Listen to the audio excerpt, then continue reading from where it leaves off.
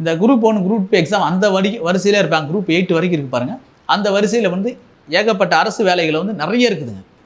50,000 தொடங்கி லட்சங்கள் வரைக்குமான சம்பளம் வரக்கூடிய பல வேலை இருக்குது. சமூக அந்தஸ்தும் கூடுறதுக்கான நிறைய வேலைகள் இருக்குது. இப்போ என்னென்னா இதை எதுக்காக நான் சொல்ல வரேன் அப்படின்னா உங்களுக்கு தோணிருக்கும், ஏன் இப்படி சொல்ல வராங்கன்ட்டு.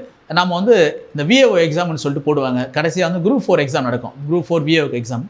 அதுக்கு வந்து 10ஆம் வகுப்பு தான் வந்து அடிப்படை அப்படின்னு சொல்லி போட்டிருந்தாலும் அதுக்கான இந்த விண்ணப்பங்கள் போடுறவங்க பார்த்தீங்க அப்படின்னா எவ்வளோ பேர் போடுவாங்க அப்படின்னா எம்ஏ படிச்சுங்க, எம்பில் படிச்சுங்க, எம்எஸ்சி படிச்சுங்க, எம்எட் படிச்சுங்க, எல்லாமே முதுநிலை பட்டங்கள் நிறைய படித்தவங்க வந்து தொடர்ச்சியாக அப்ளிகேஷன் போட்டிருப்பாங்க.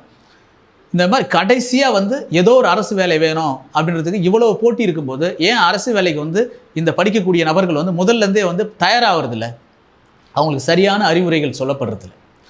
அரசு வேலை நல்ல அதிகாரமுள்ள வேலை வேணும் அப்படின்னா கல்லூரியில் சேரும்போதே, கல்லூரியில் முதல் ஆண்டு படிக்கும்போதே அந்த தேர்வு எழுதுறதுக்கான ஒரு சராசரியான நேரத்தை கொஞ்சமாக ஒதுக்கிட்டு பார்த்துக்கிட்டே போயிட்டு இருந்தால் கல்லூரி படிப்பு முடிச்சுட்டு 1-2 ஆண்டுகளில் படித்து முடிச்சுட்டு ஒரு நல்ல ஒரு தரமான ஒரு உயர் பொறுப்பில் ஒரு தாசில்தார் ஆர்ஐ அல்லது ஒரு இந்த காவல்துறையில் ஒரு வேலை. காவல்துறையில் பார்த்தீங்கன்னா சார்பு ஆய்வாளர் வரத்துக்கு அது வந்து ஒரு அடிப்படையாக வந்து ஒரு டிகிரி முடிச்சிருந்தாலே போதுமானது. உடற்கட்டமைப்பு படிப்பு எல்லாமே போதுமானது. இதுக்கு கூட வந்து முயற்சி பண்ண அப்படின்னா அந்த முதல் கல்லூரியில் படிக்கும்போதே தயாராகிடலாம்.